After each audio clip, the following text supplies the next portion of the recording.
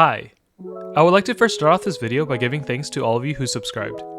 I never started this to chase views or subscribers, but it definitely feels good to know that there are people interested enough in my videos to subscribe. Getting into the video, this should be the last video where keyboards are listed by end date as I have some loose ends that I need to tie up. So after this video, keyboard group buys will be ordered by start date. Without further ado,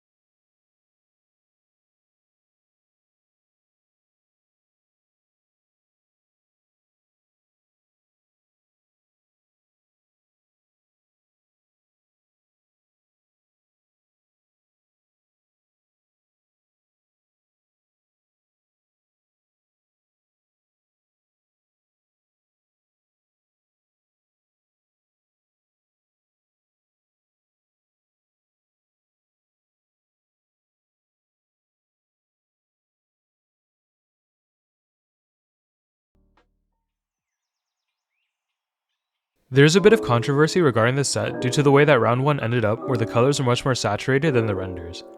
Rather than the light pastel orange, it was much darker, which made a lot of people disappointed.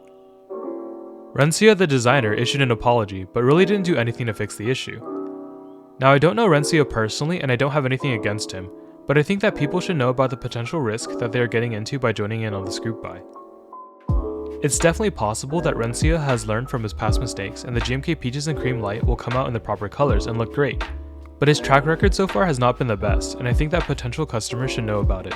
That being said, although this set is not for me, if you're looking for a nice pastel orange set, this is probably one of the only sets available for you to buy. Orange in general is not the most popular color to be used in keycap sets, so they're pretty rare.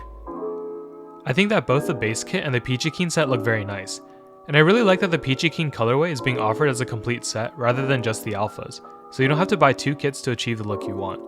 The novelties are nice, but not really anything especially remarkable or noteworthy.